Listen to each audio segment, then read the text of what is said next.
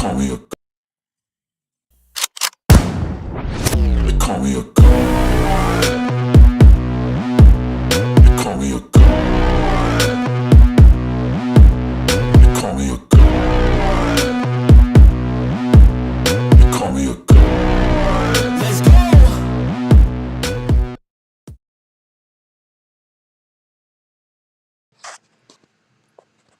Hey, what's up, everybody?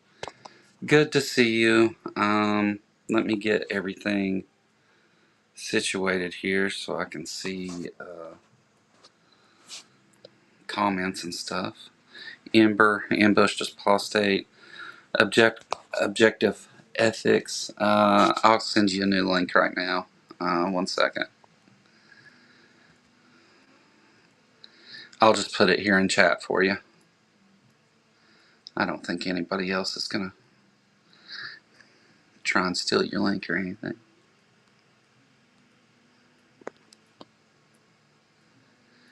There you go. That should do it. Hold on. This just doesn't like what I did there. There we go.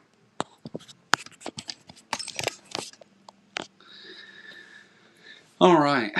So we'll give you a minute to get in here or whatever.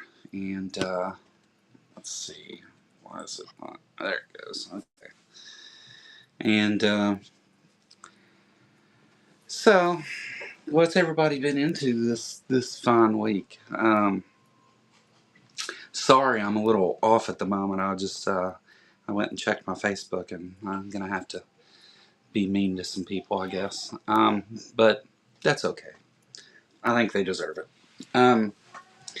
So anyway, today, whenever Objective Ethics get in here, he had a. There he is. Hey, what's up, man? Hey brother, how you doing today? I'm good. Let me adjust my volume a little bit so I can hear you. Damn it.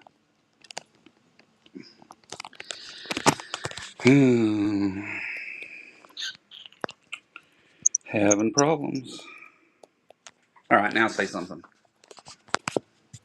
Tell me about it, bro. I literally just woke up about 10 minutes ago. I've been having, Well, I'm recovering from surgery, and I've been having a really hard time at night. Yeah, I'm dealing with a lot of pain management, and the doctor said this is all normal, so nothing to be too concerned about. But it's been frustrating because normally I'm an early riser. I like to get up, like I don't even need an alarm clock to get up around 4 or 5 o'clock in the morning. yeah, And now, because of the pain I'm experiencing at night, I'm not sleeping. So I'm not even getting to sleep until 4 or 5 o'clock in the morning. It's just so messed up. My whole life is just completely upside down. But it is what it is. yeah. One second. Now I'm gonna try something here because I need to have my hands free. So I want to try and set my phone up on a stand. And I don't know if you're gonna be able to hear me as well. And it might be a funny angle if I do this. So let me try a couple of things while we get this shit sorted out here. Okay, can you still hear me? Yeah, I Leslie? can hear you. Is it too quiet? All right. Sorry, man. Unprepared. As usual. Well, actually, I'm more prepared for this than most conversations. But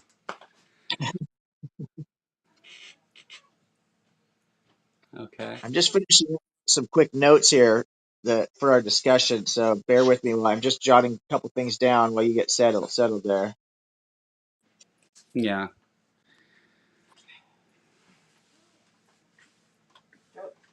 Thank you. All right. Yeah, I left my notes in the other room. That was the problem. So anyway, we had started out. We was going to make this stream as to kind of go through a debate you had had about objective morality with a believer. But first of all, I don't think that that's really very helpful. And I mean, neither to you or anybody else to go over the debate, really. I mean, like, I think because then it has me just critiquing kind of your thoughts and or his thoughts or whatever. And also, the debate was like 2 hours long, and I know to get through like a 30-minute video, like just reviewing a 30-minute video can take like 2 or 3 hours if you really have much conversation about it. So I thought, I was thinking about it, and I thought everybody, including us, could benefit more from it, from like kind of just having the conversation ourselves, right? Um, because uh, I will let me just lay out a little background for everybody here, and then we'll get into everything else. But so the debate that you did was on A Philosophy's channel, and the question is objective morality grounded by naturalism or theism best? And first of all, uh, the I think most of the problem comes from that's not a valid debate proposition. Um, so debating, right, is you take a topic and you're either pro or con, and what you ended up, and this happens a lot, and I've been involved in them where the question's been kind of that way too, and I've been okay with it sometimes, just depending on what we're talking about, really. But what happens is that you put yourself on a trajectory then to where you're both defending one topic and speaking against the other one, and you're both siding two different questions at the same time, which uh, is hard to follow at best. But um, so I didn't really care much for the way that was put, but once I listened to the debate, I kind of understood why you did that. Like it should have. I mean, if we're gonna keep it within the confines of a debate, right? Like, I think you would have fared better just to have a conversation on the topic, like just to be like, well, I think this because this, and I actually think that this explains that better. Because and that's the problem with debates on these topics, right? Is because you end up limiting yourself to like, uh, I have like they're going to give this, and I'm gonna take the con position or whatever. So if you're speaking against that particular topic, it's not it just confuses things whenever you then like, well, I actually think this, because then they're going to tell you why they don't like your position, and you just it keeps devolving into a thing to where we're so far away from where we started that people at the beginning of the debate don't know what the hell you're talking about, and people at the end of the debate think it's a different debate completely. So I've actually turned down a couple debates because they refused to word it in a way that made sense. One of the things, like there was a political debate I was going to do a while back, and they insisted on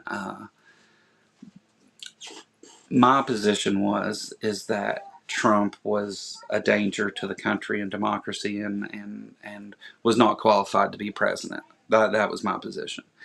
But they wanted me to come and defend Kamala Harris, and I could give a shit less about Kamala Harris. I'm No, no, anti-Trump. that's a losing battle right there. Yeah, that's why I'm Yeah, an independent centrist, because they're both batshit crazy as far as I'm concerned. yeah, yeah. I mean, I don't think that both sides are equivalent. Like, I don't think that they. And sorry if you're hearing some talking in the background or whatever. My kid's in the next room, and I can kind of hear him. So, but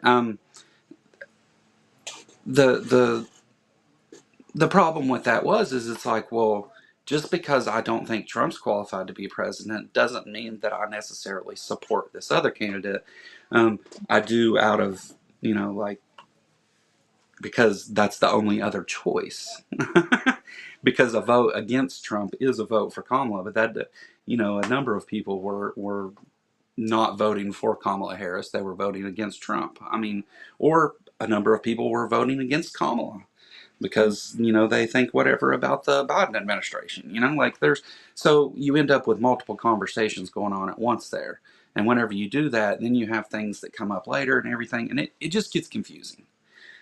So I don't like the question. I would have worded it, is objective morality grounded by theism? Or does theism explain objective morality?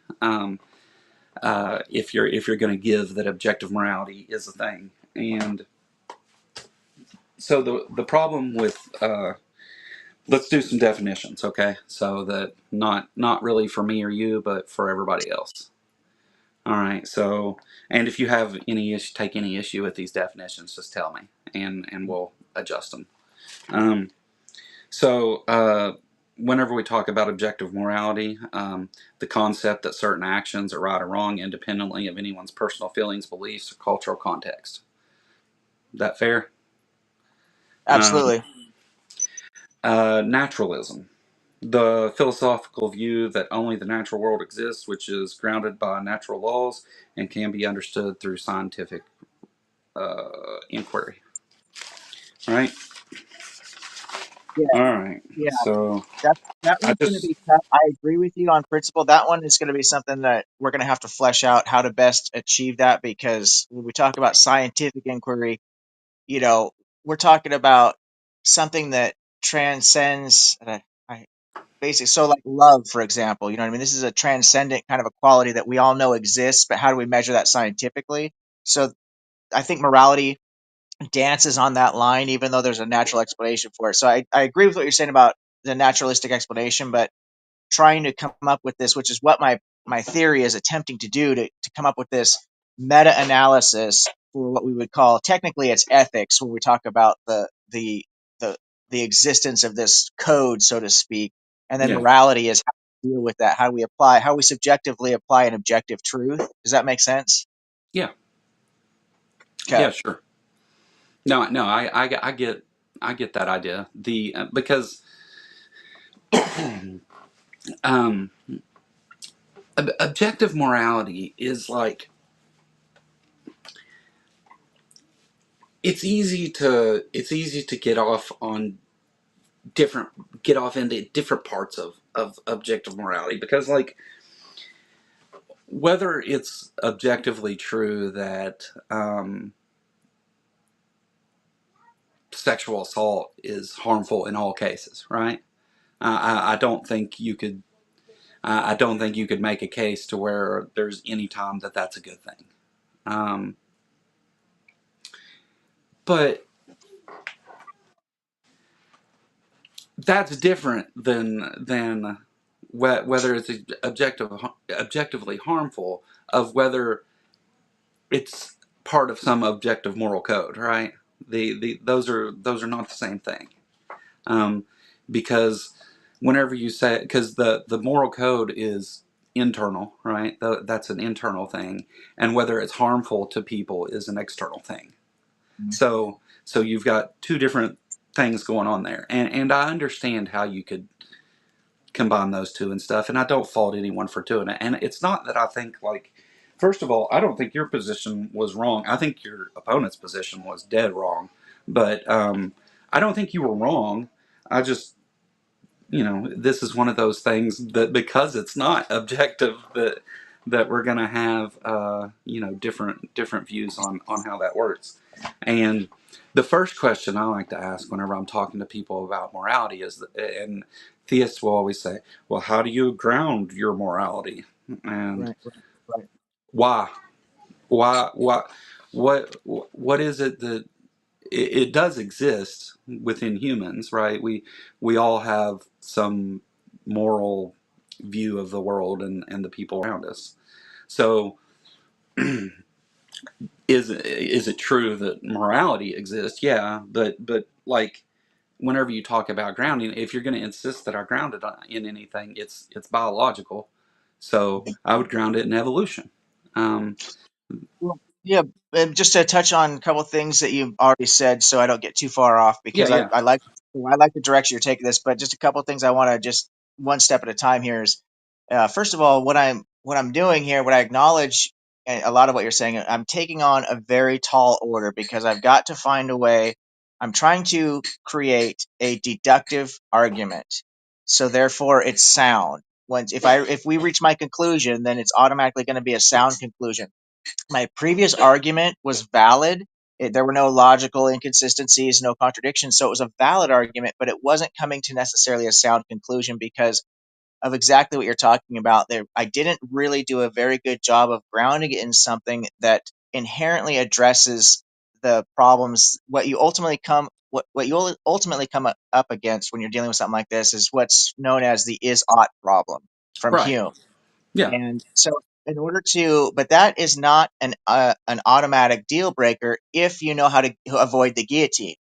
And so, your hidden premise is what gets you around the guillotine. Now, there are going to be people like, I don't know if Skeptic Philosophy is in the chat or not, or who's in the chat, but there are going to be people who are really savvy that might try to um, poke at the hidden premises, which ultimately, because my goal is to do exactly what you just said, so I completely restructured my argument. I had a chance to present my previous argument, my previous theory to Dr. Derek McAllister, who is a Catholic and who's got a master's in psychology, and also he had a gentleman on his channel when I was there who has a master's in psychology that is an atheist. And I talked to both of them. So I had two really intelligent philosophers. I'm sorry, I said psychology. I meant to say philosophy. I just woke Yeah. up. Please forgive me. Philosophy. And so I had two guys with master's degree in philosophy, one coming from an atheist background, one coming from a theist background. And they were very kind and they both gave me a lot of information on how to address this topic. So I've completely restructured the theory, which I didn't want to just blindside you with a whole new thing. But I think if we start from this point where I can present this new theory to you, that will be Yeah. more effective. Because Sure. what I did in order to ground this in something that where the hidden premise, which is going to be, and I'll just tell you right now, the hidden premise is ultimately it's always better to live than not to live. And if people want to dig at that, because there are people who are ultimately skeptical that will legitimately ask, well, why is it better to be alive than dead? You know what I mean? That's a philosophically, that's technically a legitimate question. You know what I mean? So that's a whole nother debate in and of itself. But for the purpose of most people, we're going to agree without having to debate about it that it's better to be alive than dead, right? Well, it So better for who? for the individual, Okay. it's always better to be alive than dead. And Okay. so accept that as a hidden premise. And again, I'm more than happy to debate that and explain why that's better, but I don't think that's necessary between the two of us. I think you and I can both agree it's better for me to be I think it's better for me to be alive. You think it's better for you to be alive. And so we're going to agree that that hidden premise is valid, I assume, just for the purpose of this argument. I And don't know that's the that it hidden. is, though. I don't know that it is. Interesting. I Interesting. mean, I Okay. Well, mean, that is something we might need to flesh out then. I mean, there are situations to where, people get in the position they don't feel that way. I mean, assisted slip and slides are a thing, right? No, I Um, agree with you 100%. I was just thinking about this. Ironically, I was literally just thinking about this in regards to something completely different, which is having a discussion with a theist about this whole God concept. I don't want to get too far off track, but thinking about there's basically the reason that I don't have a problem, even though I'm agnostic, I don't have a problem discounting the God hypotheses that I've heard. It comes down to either you've got the afterlife consequences, which I am not concerned about because it's the afterlife, right? And then you've got the consequences of what's happening in life. And I don't think that there's a guy with a gray beard in the sky who's throwing lightning bolts at people, so I'm not worried well, about the in life consequences yeah. either. But You don't think that there's infinite punishments for finite crimes, right? exactly. And so, Right. but I did think about what you just said there because I could have practical examples of two things. One, I could think about my dear grandmother, my late grandmother. She was elderly, and my wife and I had the pleasure of taking care of her in her old age. And so, firsthand, I got to witness a human being that had a very good life, had lived a very good life. And at the end of it, she wanted to die. She was ready to go because physically she couldn't do what she wanted to do.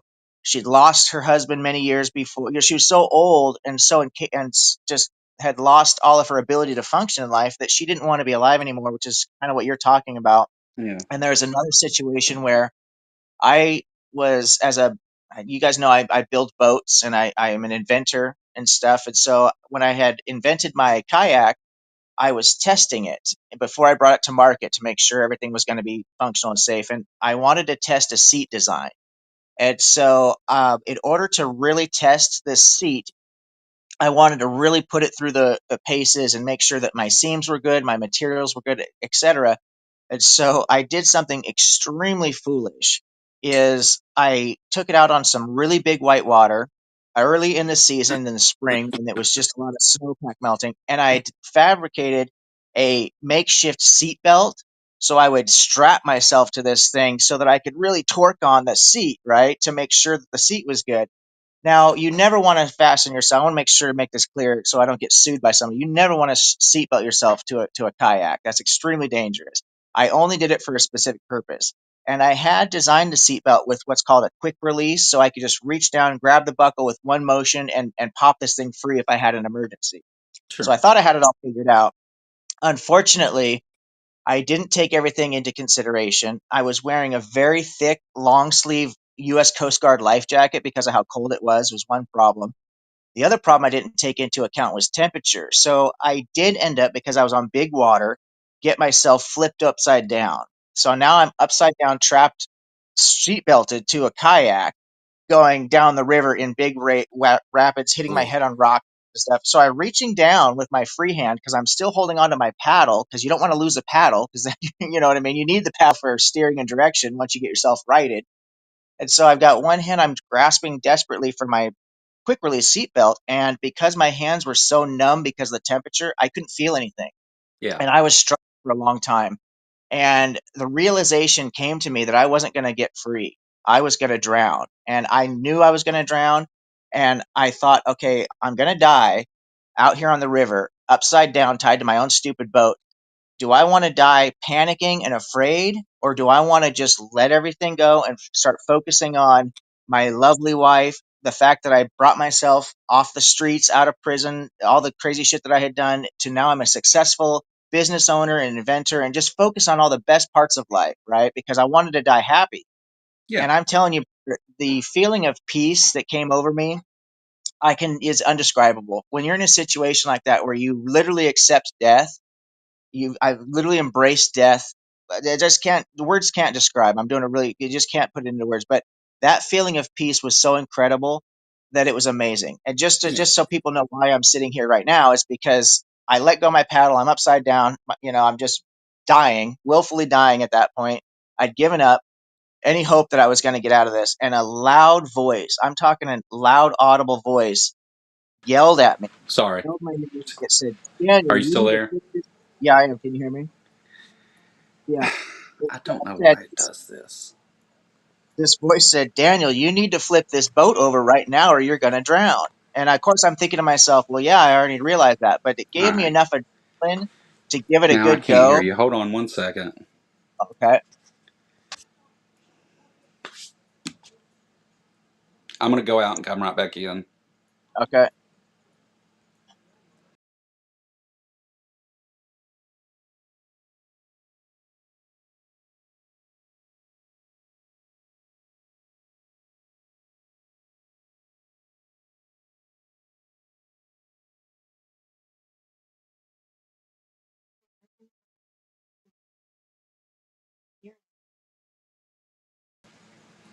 All right. Sorry about that. Say I something. can hear you. Okay, I Yeah, can can hear you hear you me? too now. Okay. My phone rang, and when it does that, I can't. It fucks That's up the sound. But that's anyway, go ahead. Sorry. no, real quick. Just to finish this up, because I know this is way off track, but just so people understand, like I said, why I'm still sitting here right now when I was in this death roll under the. So as I've given up all hope and I'm just enjoying, I'm just floating peacefully. Like I was no longer cold. I couldn't feel my head hitting the rocks anymore. I was literally just in the most peaceful state of nirvana you could ever imagine. A loud, audible voice out of somewhere, I don't know where, maybe probably within my own head, but it sounded like it was external. It yelled in the most authoritative tone you could imagine. And it said, Daniel, if you do not flip this boat over right now, you are going to die. and it gave me this, snapped me out of my state of whatever, and I gave it a really good effort. And it just so happens that inherently, as part of the design of my innovative kayak, it's not technically what we would call self-correcting. Like if you put it in a swimming pool upside down, it would not just turn itself right side up Yeah. because it doesn't have the internal mechanism to do that. But because of the design, it naturally wants to be right side up. So it takes very little effort to actually get it flipped over. So I slapped at the sponson with my arms. And even though my arms were underwater and you can't generate very much force, obviously, when you're underwater, I gave it enough force and probably caught a really lucky wave that happened to be flipping me in the same direction. And I ended up getting myself righted last second. I mean, it was just amazing. But the point of that story is that, like, to go back to what you're talking about, I agree with you 100%. There are going to be isolated situations where people don't necessarily want to live. However, the hidden premise, just because you could pick out one or two instances of a situation, I think it's safe to say that over 90% of the people in the entire world would rather be alive than dead. And the other thing I will say is that most people, when they're put into a situation that we would call life or death, like a person who can't swim falls in the water, they are automatically going to start struggling. It's what we call our instinct for survival. And so I think that's what ultimately kills that concept that, oh, people don't necessarily want to live. We have an instinct to survive. It's natural within us, and it is even before the thought of not living can come into our brains. Our body is automatically trying to survive as a natural instinct that we have. Yeah. Um, yeah. I mean, I mean, your body attempts to keep functioning, but I mean, if you give that, so my problem would be there whenever we're talking about anything that's objective. You've just allowed for it not to be objective. So, um, I mean, that's literally what subjective means, is that there's some cases where it doesn't apply because of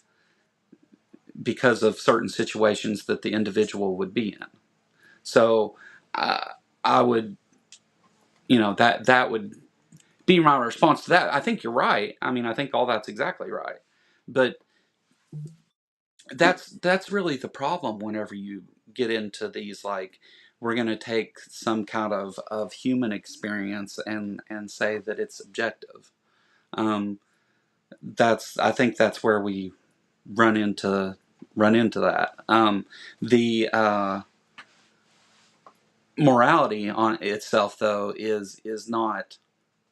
Uh, well, that's when you get into moral duty, and I don't think there is such a thing. I don't think that we experience any objective moral duties.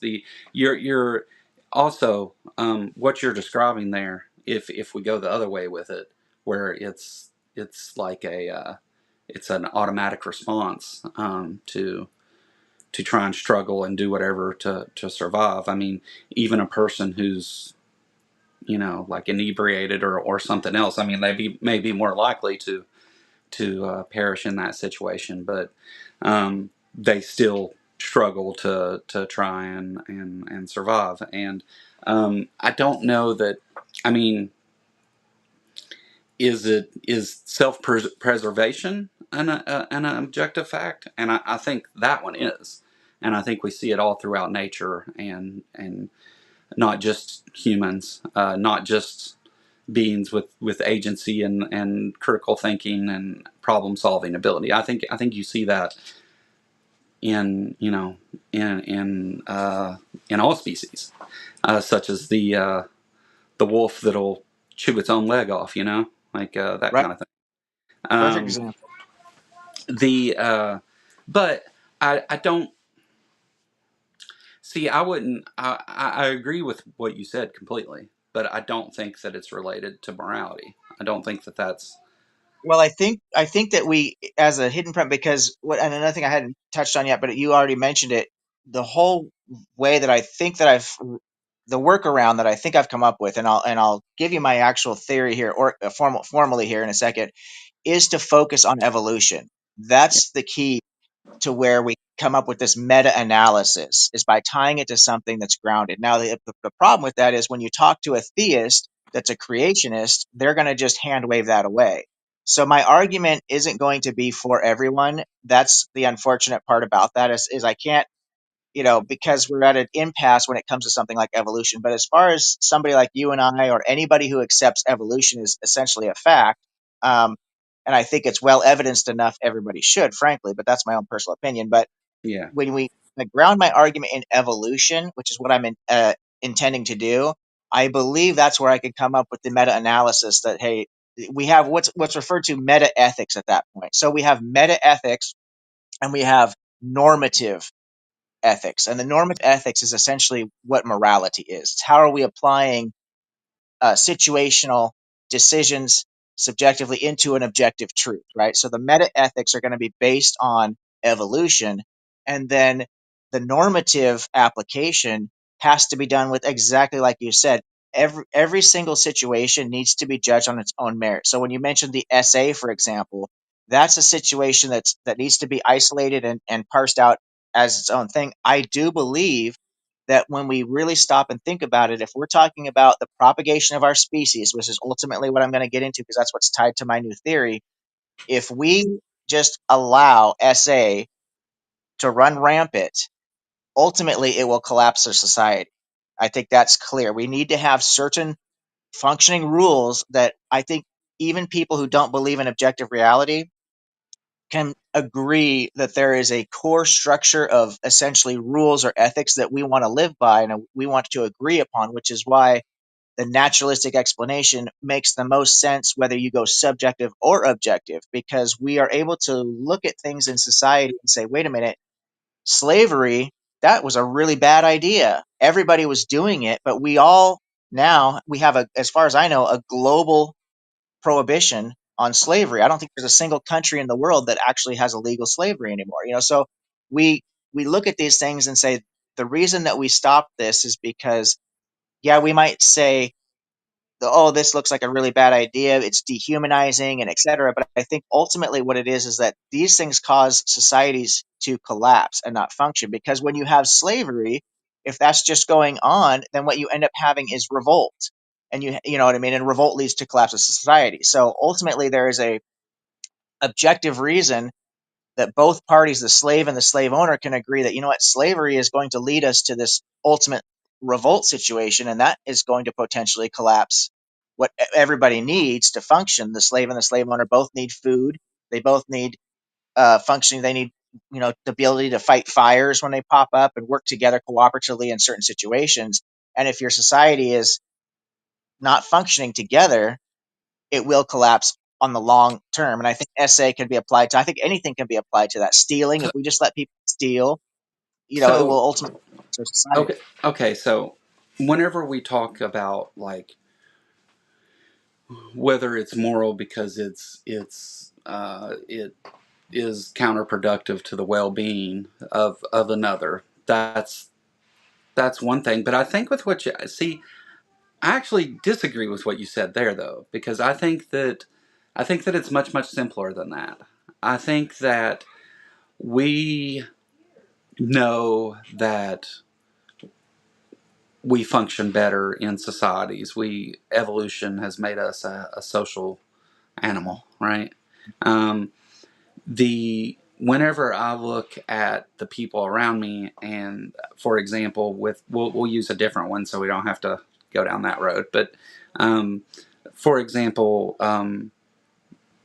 murder, um, or yeah, I would say that I look at it. I don't want to be murdered, so I personally don't want to be murdered, so I would say that let's have a rule to where you can't just murder people, right? I don't want to have my stuff stolen or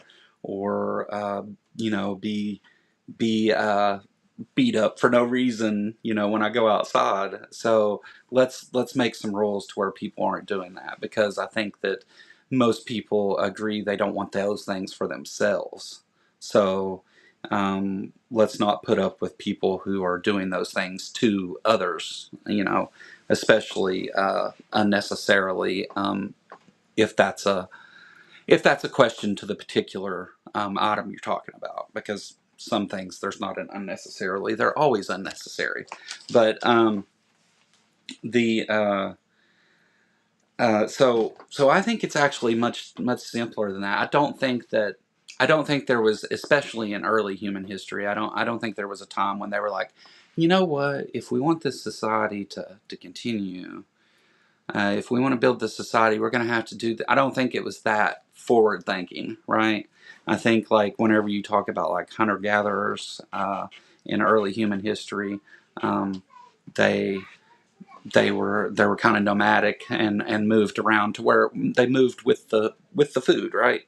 And so as they started to establish permanent places, they were like, well, in order for this to work, like, we can't be fighting among ourselves, and there's, there were things that were like, I don't want those things to happen to me, so I'm not going to do them to somebody else, and then maybe they won't do it to me. And I think it's that simple, actually. But and again, not that you're wrong, because I think you're exactly right. I just think that came later. Uh, I think that I came agree. later with like I agree with you 100%. I agree with you 100%. One thing that's really fascinated me is I was looking for throughout history, doing just a study on.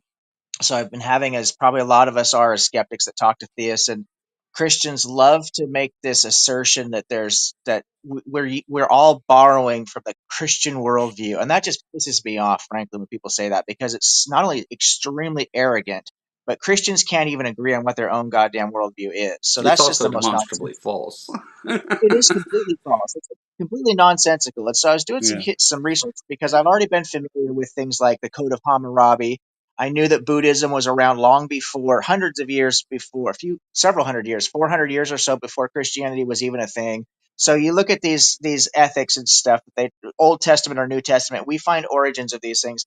But in doing some research into finding out, because in this debate that I'm getting ready to have, so my upcoming debate, just to touch on what you mentioned at the beginning of this conversation, because you're absolutely right about the structure of the debate. Now, that, as I mentioned before, is a qualifier to anybody who had to suffer through that.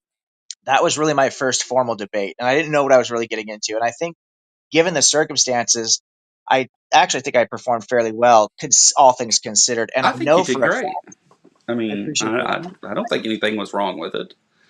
Well, We I know disagree for a on some fact things, but I mean, that, yeah, that's why you have these conversations, though, is because they're not obviously true, right? Like, and I don't think either one of us would say this is my position and I'll never change it, no matter what new information comes about. Which is where the theist gets stuck, because they are stuck in that position, but we're not. So I think that I don't think that you did bad in any way. I think that we're always learning more, and you're always gonna have more conversations and take in more information that makes the next time you have that conversation to be better prepared for it than you were the first time. well, I Um, think the interesting thing about it is I have no doubt, not just because everybody's confirmed it by saying it as well. If you notice the comment section, but everybody says that I won that debate. There's not a single person I've talked to that says I lost that debate. So I'm confident that I won the debate. So it served its overall purpose, and I also believe that I did a good job of exposing the problems of biblical morality fairly effectively using the exegesis of it, the scripture itself. So that was really good for anybody who goes and watches that. But the problem is I watch people like yourself or Mr. Mark Reed. I've watched a few of his debates, and you guys are so good at the structure of how a debate goes. And in particular, the thing that I really screwed up the most was my cross exam. I did not take notes. I was not prepared well for that cross exam. And I also let him, in an effort to be polite, which I do think was another victory in that debate, was I showed that you could crush somebody without being rude about it. You know what I mean? I was extremely polite the whole time. yeah, But because I was being so polite, I let him ask me more questions during my cross examination than I asked him, which is really my fault. I should have said, "Hey, I'm here. This is my time to question you." But I ended up literally just answering all of his questions because he was so evasive that he wouldn't answer a single question directly. He just answered a question with a question. It's And that way sometimes, man. the moderator didn't do anything to stop it, which is not his fault. I think that was one of the first times he's ever moderated a debate. I didn't stop it. So I definitely could have performed better, and as a learning experience. But the thing that we'll be doing, so my next upcoming debate is against a Christian. We're also debating morality, but the proposition has a positive and negative clearly laid out in it, and it is, uh, does biblical morality provide the best grounding for society? And clearly, I'm going to take a negative on that. And it's an easy dunk for me as far as I'm concerned. This guy is such a piece of shit. And there's something that he mentioned that I know for a fact that he's going to try and bring up as a gotcha question, not realizing that it just exposes his bigotry. But he's going to hit me with the typical, what is a woman?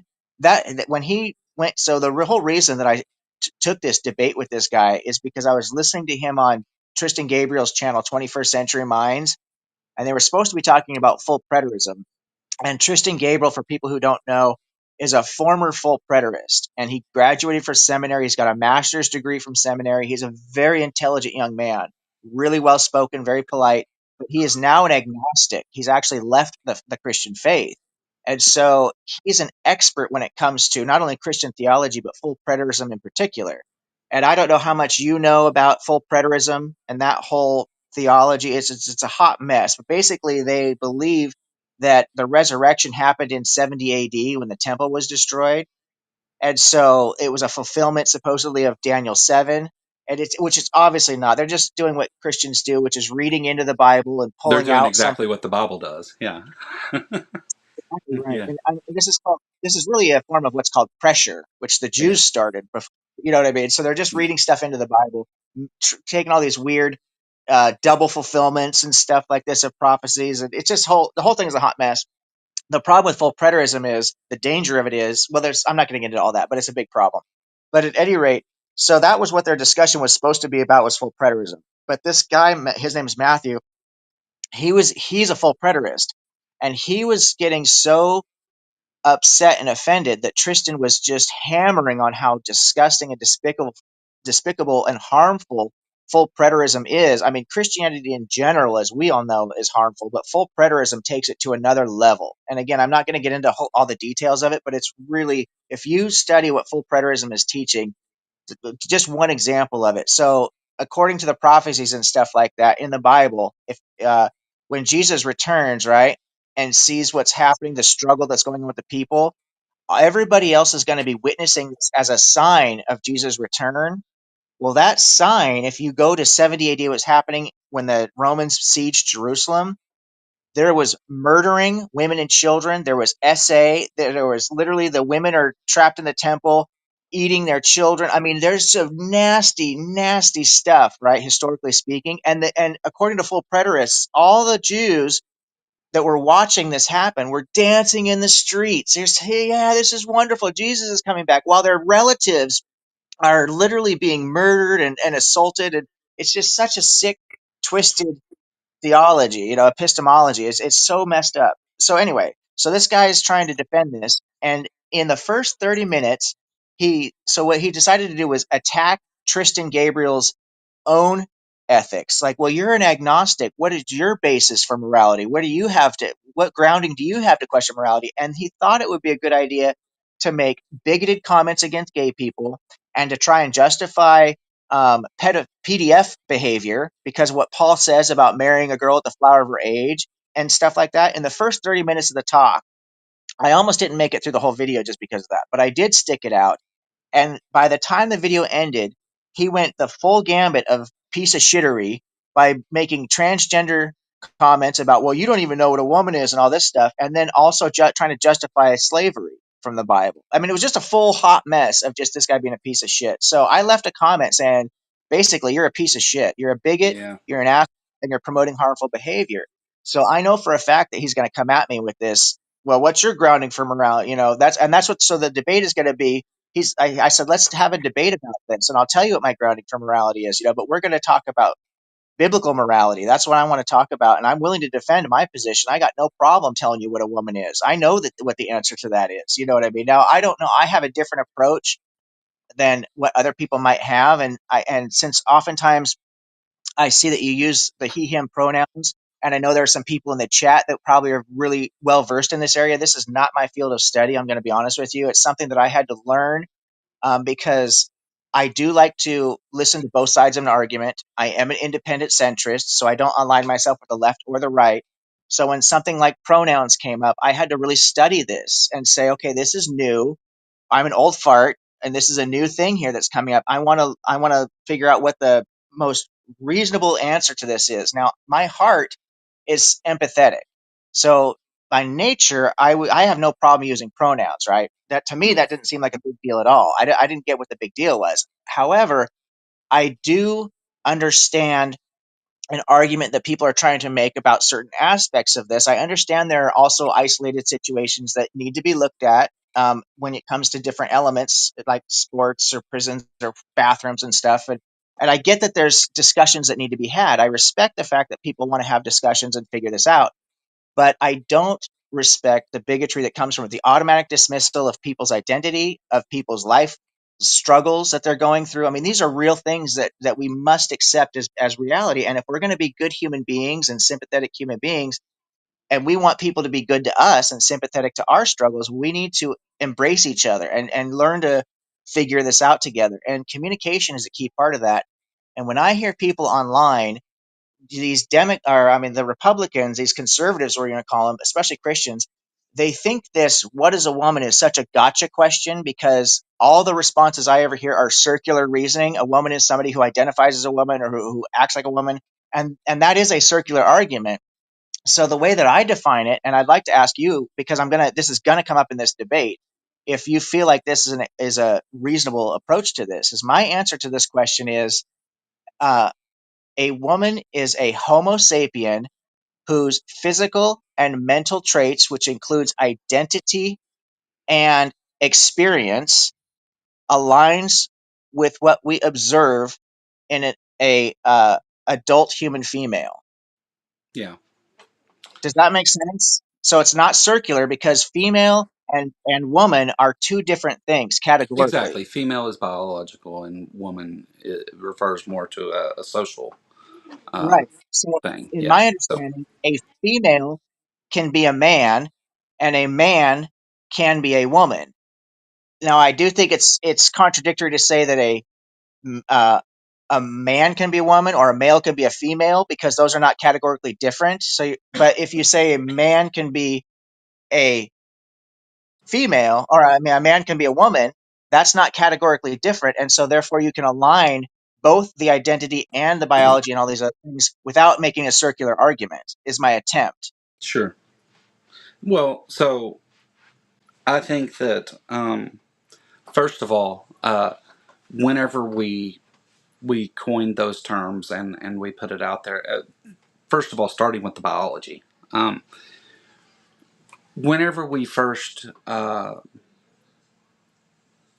adopted or whatever those terms, our understanding of that was different, because up until here recently, you know, uh, there seemed to be only two choices. Most people, and still most people, seem to understand it as there's two choices, which is incorrect. Um, there's not two choices. There's many things that can go on there at the chromosomal level.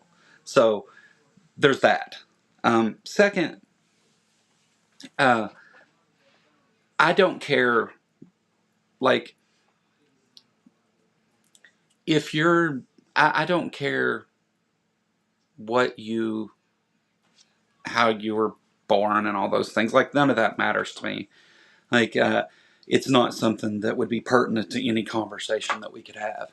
But um, if you tell me I want to be addressed this way, um, I'm this is how I identify, just out of common courtesy. Um, you know, you you can identify however you like, with whatever you want to identify as is fine with me. I don't care. Now, the question of whether that's correct or incorrect and all those things, and whether we recognize gender and all that, like, I don't know. I'm not the best person for this conversation, so I'm kind of Well, tiptoeing I around the just brought it up outside of it. because no, But and I didn't mean to throw you a curveball there. I'm just brought it up because I know for a fact he's going to try and hit me with that, and I want to make sure I that I'm wouldn't I able wouldn't to. even take the debate then, because Well, I want to think crush about this this guy. for a minute. So you have a person that all they want to do is they want to use that platform to poke at you about things to do with gender, and that is not part of. First of all, is not even, that's not a moral question. First of all, and the question's biblical morality, Yep. not in the Bible. So um, they're wanting to do that. So what you have is you're going to have a debate that is not going to get anywhere, because they're going to talk about something outside of the debate guidelines. Is going to probably upset a number of people who see it, and at the end of the day allows them to use debating you as an opportunity to spread that hate. So now I'm not downing you for doing it. That's your choice. You do whatever you want, but I don't engage with those people, because there's nothing useful to come of it. The only bad can come from that. There's Appreciate what you're saying. I do disagree that only bad can come from that. And I do agree with what you're saying though. He is going to and I should be more careful. I can't say I guarantee he's going to bring this up in debate. I sure, really question. I believe he's going to, and I do believe that he is, but ultimately the debate is going to be about biblical morality and the grounding of society. And I think that's a very important topic. And that's why I really want yeah. this debate, because If I do think if that's he going to be will stay important. on that topic, Yeah, and that's yeah. And and I would Gabriel. just tell the moderator, like, I would just, before it starts, like, I don't care to answer those questions in the if what we're talking about is morality in some way. But Mhm. if it's just, you don't even know how to define a woman, and if it's just talking points of bigots, then I would lay it out. I would talk to the moderator ahead of time and say, look, here's the deal, man. I don't care to have this conversation, but if this devolves into um, Mhm. this person just wanting to bash on the LGBTQ community because they're whatever, like, then I'm not gonna stick around for that. I'm not gonna be the one that helps to perpetuate them being on their soapbox saying those things. Like, I'm not gonna be their excuse for doing that.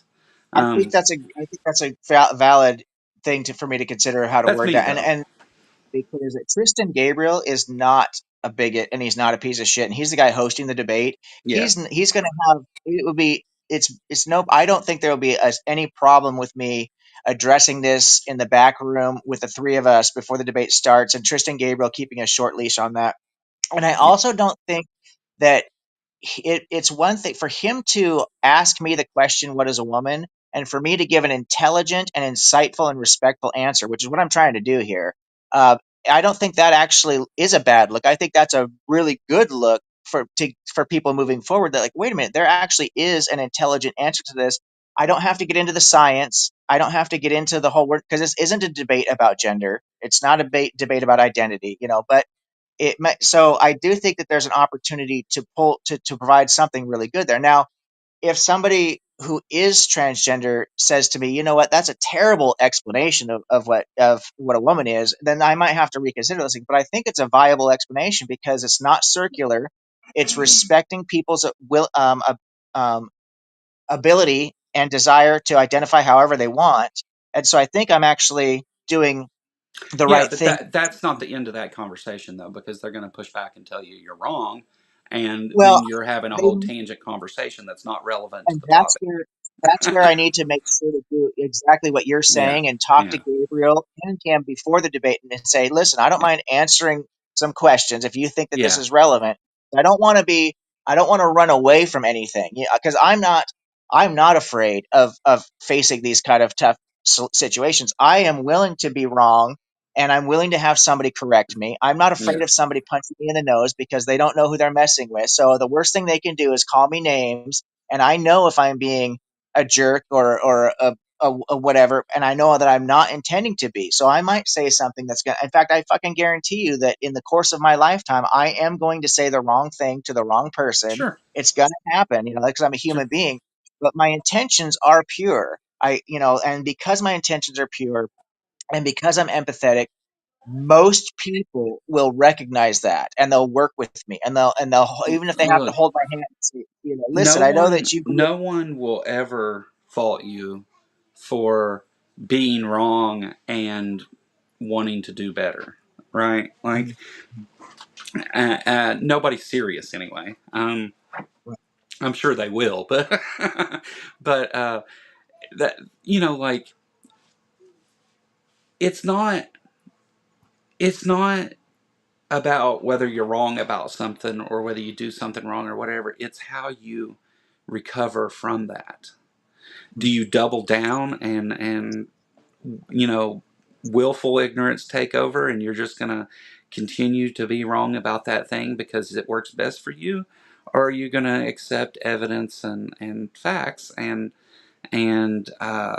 rational thinking and and try to do better with that thing? So there's actually a great benefit to being wrong about things if you're able to take those things that you're wrong about and then strengthen yourself in the further run. Like, but again, like I just that's just my position, and I've had a number of people who were um, actually like I had agreed to do debates with and stuff, and I've had to like message them beforehand and be like, look, I don't care to we're going to do the debate or whatever, but this is the topic, and if you're going to take it to some other stuff that like you're going to try and use this as a platform to hate on LGBTQ people because you disagree with it, or if you're going to, or for any other reason, like I'm just not interested in doing that, and it will end the moment that you say it, and if the way that you do that is to have some transphobe or homophobic or xenophobic or like if you're going to do it in that kind of way, that's how it's going to come out of your mouth anyway. I will shut this bitch down the second that you say it. like that's how I do it. But So let that's me just just me. ask you, we're going Like off on a we're going off on a side trail, which I'm glad we did because I actually wanted to ask somebody about this to make sure that my yeah. response did make sense, Well, and it sounds like it does. But I wanted to ask you real quick, just one final thought on that. So let's just say, for the sake of argument, that shit hits the fan and this guy ends up just being a total piece of shit. I know for a fact that Gabriel has enough intelligence and character that he will mute this guy, kick this guy, whatever he's got to do. So the best way to recover this for the host channel and for the content to make sure that this isn't just a platforming for hate out there would it be if we have enough actual substantive content, like we've really gotten some good meat out of this debate, we've exposed the problem with the Bible and building society on that. Like if it happened in the first 5 to 10 minutes or whatever, we could just scrap the video, right? There's no big deal. But let's yeah. say we're an hour and a half into this thing and we've had some really good, I was really able to expose some things. When we kick this guy out, if we spend a few minutes, or maybe Gabriel and I say, okay, let's go ahead and address what just happened here, and use it as a learning experience, and say this is what's wrong with this situation. This is what happened that shouldn't be happening, so that it's not. Do you understand? Try to recover I the would video I would itself. do it like this. First of all, from your point of view, um, I would say I don't care to answer your question, but is this in some way related to the topic that we're talking about? Because if it's not, let's do that at a different time, or let's do That's that at brilliant. the end, or That's whatever. that's And if you want to yeah, have that's that talk, brilliant. that's on you. Like it's not like you're not doing anything wrong by having the talk. It's just Mhm. I don't I don't engage in it. The Now, as a moderator, if I was in the moderator's shoes in this position, I would, as soon as those things started, like, I may let them get out like a question or something and see, briefly where it's going, but I would just say, hold on a second. Can you tell me how this is relevant to what we're talking about? Because if it's not, we need to move on. Because objective morality is biblical morality is a huge topic that you could spend months talking about. So there's there's that. But I would just that would be my position on that, is like, because what they're trying to do there, also there's also a bit of a dirty trick here. You're talking about things that are objectively true, and what they're trying to do is the same thing that we've seen happen here recently. Is they want to engage in some kind of culture war issue, because there's a divide there that they're speaking to the other people that feel the way they do. The other people are ha ha, like, and this and that. And there's a lot of other things that perpetuate because of these conversations with theists about this. Because first of all, it sounds like the person you're talking to is a great person to talk to about the thing you're talking about. But whenever you Mhm. get into that other stuff, they're not the person to speak on that. First of all, they don't know what the hell they're talking about. They're parroting things that they've heard politically, and it's a Christian nationalist thing, pretty much. So they're just taking their political views and trying to intertwine them with their religious beliefs, and which is common, but still, um, you know, this person's going to disagree. And since if you're going to go that road, I would say, on what, like, on what authority here are we, should I accept your position? Like, because you're, like, I get it, like, a thing or two about the Bible and this other stuff, but, like, the it seems to be that a lot of the science and the study that we have going on about these things doesn't agree with you. So Right. on what, how are you going to make that claim? Do you want to cite something? Because they're not. This is all about, they're mad about a thing because they don't understand it or fear, or because they actually do harbor some kind of hate. Like, there's, again, that's why I say there's not really a good reason to include that in that conversation. But like, if there's some way that they're going to tie that to the topic of the debate, then by all means let them do it. Like, that's, but if you're just wanting to try and show the audience that I disagree with your position on this culture war issue, so that you can, you know do this like a tribalistic way, then fuck you. Like, why are we doing that? Like, you're trying to, it's almost like poisoning the well, only no matter where you put it, because it's like you're trying to make people disagree with everything I said, based on because of the way I feel about this culture war issue, because there happens to be a bunch of bigots out there that agree with you. Like, My so I wife is think giving that you there's like, my wife is giving you the big thumbs up right now. I totally Yeah, she agree. really likes what you're saying. She um, just as a quick background, so she works in the medical industry. She's a manager for the hospital, so she really has to. There's a real political science behind when you're in that industry. I mean, in corporate America in general, obviously there's a lot of stuff that you have to align yourself with, politics and stuff like that. But when you're in the medical field, it takes an extra step of empathy and politics and sure. such. So she's picking up what you're putting down. But I And also agree with him and that with this debate with this other guy, you shouldn't even go there, because it doesn't really tie in with the debate you're trying to have with him. But he's going to try and sideline you in every which way he can, and that is a really, really tricky one to do.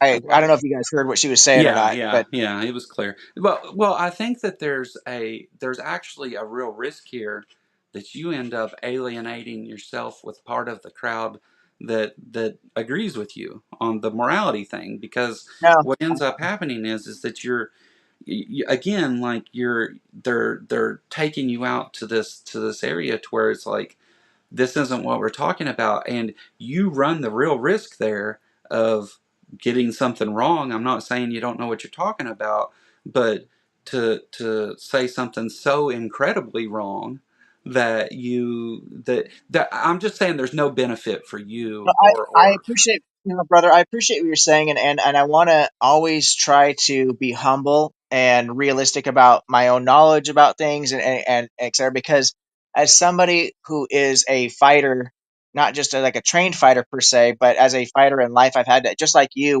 we're both fighters. We both had to overcome so much, and so I'm willing to basically step into the ring with anybody, whether it's physically or mentally or verbally or whatever, because I just don't carry that fear, and I also don't carry the fear of losing. I don't want to lose a fight, yeah. but I am not. I want to learn from it more than anything else. Learning from the situation and improving myself is the most important But goal. speaking of trained fighters, you also wouldn't go in the ring and stick your chin out for him to hit you either, No, you're which is absolutely what you're right about doing. that.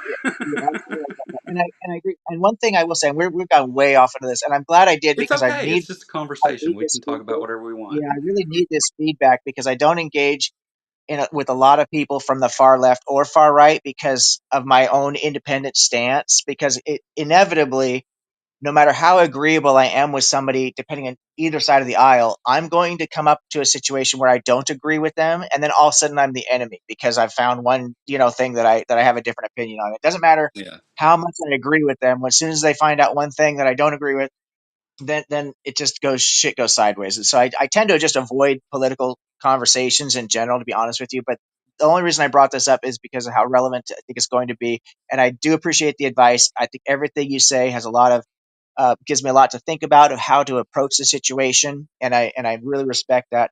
And the one thing I will say in closing about this is that something that I had done, which I hadn't really made the effort to do before, because like I started this whole thing out by saying, is just as being a human being, using somebody's proper pronouns, I think is what it's called, a proper pronoun, or using somebody's pronouns, whatever it is no different to me, um, in effect, as using somebody's name. If somebody introduced themselves as Joe, and I decide I'm just going to start calling you Ralph because you don't look like a Joe to me, how stupid would that be? And the same thing goes for pronouns. If you tell me you're a he, him, or a male or whatever, how stupid would it be for me to tell you you're wrong? It's your life. How, you know what I mean? That to me just never made sense. But I didn't look into the actual science behind it. Well, now because of this debate coming up, I actually have been looking into the science behind it, and I have been very impressed with how much science there really is behind this, and the stuff that we're finding about doing um, post-mortem lobotomies on brains of transgender people versus non-transgender people and stuff that we're finding out there's a real biological, this identity thing goes really into the actual physical part of what a human being is. And I didn't really understand that before. And again, I'm not an expert, just like I wouldn't debate evolution with somebody, even though I believe in it, and I know a lot more about evolution than I do about gender theory. But the point of it is I agree with what you're saying 100%. As a trained fighter, I know better than if I'm a white belt, I'm not going to get into the ring with a black belt because I'm going to get my ass handed to me and I'm just doing it willfully. So I understand what you're saying about that. In terms So here's what here and to just a note on closing on that. Um, the Are you familiar with a channel called Transpositions? No, but I'm going to write it down here real quick. Okay. Well, they have a Discord server too, and I'll send you a link to their Discord server on Discord whenever we get down here. But um, they have You said a huge transposition. library of resources about these actual, like anything. I won't say anything, but a lot of these topics. That they have a huge library of resources on their Discord that you can access, and it's very easy to navigate and stuff. And if that doesn't answer your questions, I know a couple folks who can't answer your questions on those things. Oh, and Tassus, yeah, Tassus is another one. The transatlantic call-in show on the line.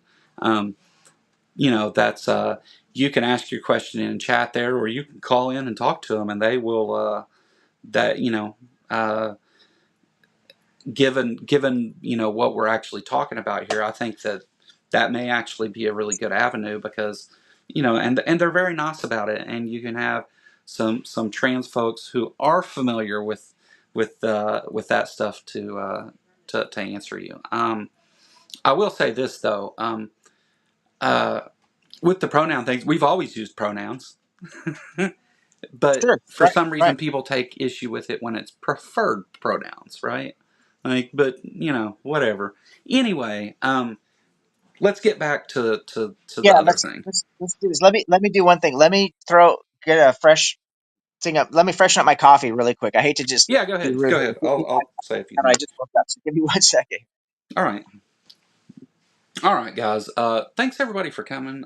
Hey, Aunt Jer, Tilty Windmill, Deconverted Man. I seen some people coming in, and Ron, I seen you earlier. I think you were the. But hey everyone who's dropped in since the beginning, and thank you Aunt Jer for dropping that link. Monday I'll do another video with Laura. We're gonna talk about like us being an atheist couple sending our kid to public school here in the Bible Belt and. Just raising kids and family, doing the family stuff in a place that is not so friendly to our lack of belief, I guess. um, but uh, but yeah, so that'll be on tomorrow or Monday at 1 o'clock Eastern time, and I always screw up converting Central Time to Pacific Time, then to Eastern Time. Yeah, I do that too sometimes. It can be confusing. Hi, Sumani, good to see you. Um, but so yeah, we'll do that show Monday. Laura's going to come back and do that with me. It ought to be a pretty interesting talk and things, and hope to see you there. All right, so got your coffee? I do. Great Phil, and you make a great DJ, bro. You can talk about anything a drop of the hat. You can just go. All right. So do you Mm, want me to go I ahead? don't know. I don't know that rambling is the is the best the best the best thing to have, but You, whatever. you said it. No, I mean, so let's start by let me give you the formal argument, and then we can start working from there. Does that sound good? Sure. Okay, Has it's this going to be changed from the one in the debate? changed significantly because Okay. I'm trying to come up with a deductive argument by Okay. tying it to specifically to evolution. So it is going to take a little bit of writing. One of these, the first premise is a pretty long sentence, so bear with me here, and I'll go as slow as I need to. Okay. Okay.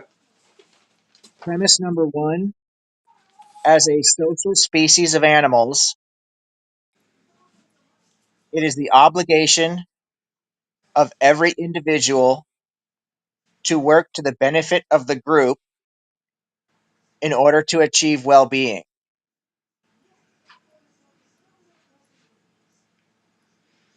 Um. Well-being of the group.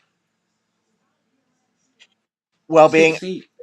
well, Well-being of the well-being is. group isn't necessarily well-being for the individual. I think that I will address that in premise number two. Okay. Okay. Sorry. Go ahead. Premise number two: well-being leads to the propagation of our species.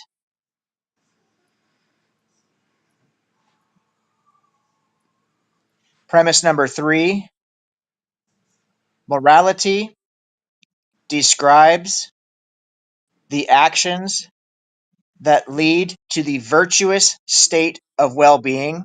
Right.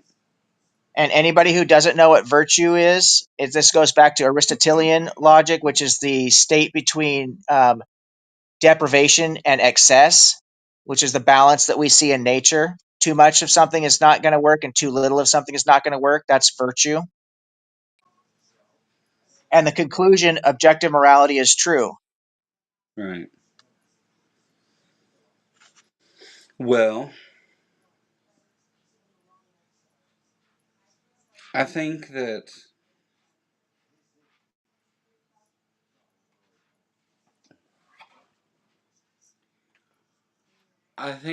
well-being is a vague term, and that you so again, it's like I know what you're talking about, so I don't think you're wrong. But it's like whenever you use the word well-being, well-being of who, and like you said, you're trying to like include that as the species level, but then like well-being leads to the propagation of our species. Well, yes and no, because that's kind of like I would say that's not even one of the well, it's not in the top couple of things that push the propagation of our species. And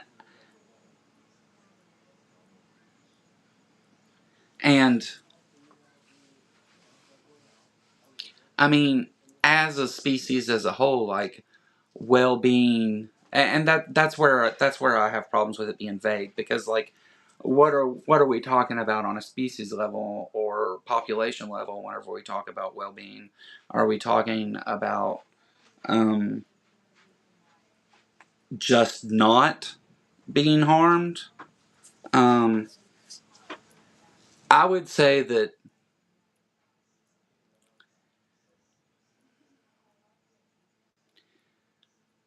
I don't know. I don't know. I have to think about that one because I don't. I don't know. I don't like the way that well-being's being used there, because you're not really. First of all, it's not really getting into what you mean by well-being and for who. Um, and if we're talking about like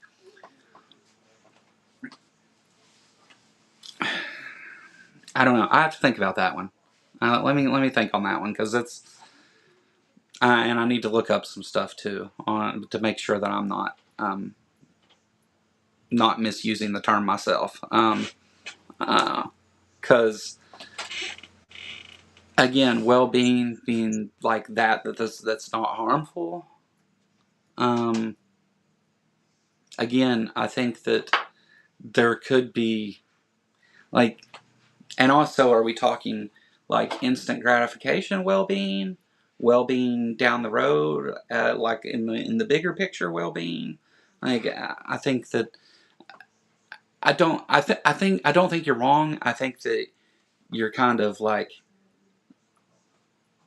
that. It's kind of vague though. Um, I just think it needs refined more. I don't think that it's wrong. I just think there's some refining that could go on there. I Um, think you're, I assume, without being able to come up with anything specific off the top of my head, I'm just going to assume that you're right, because this is only my second iteration of this. And so I have no doubt that, because as I mentioned at the beginning of this video, to try and come up with something prescriptive out of something that's descriptive, as I mentioned, we're coming into that is ought problem.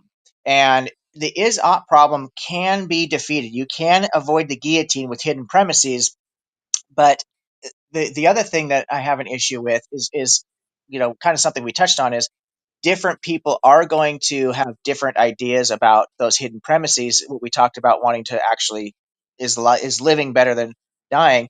And on an individual basis, you can make an argument either way. But when we talk about the propagation of the species, if we don't prioritize living over dying, obviously as a species we're done. And then the other thing that we talked about is the fight or flight. The you worded it so succinctly before, and I can't think of what it's called right now. But is that you is have death immoral?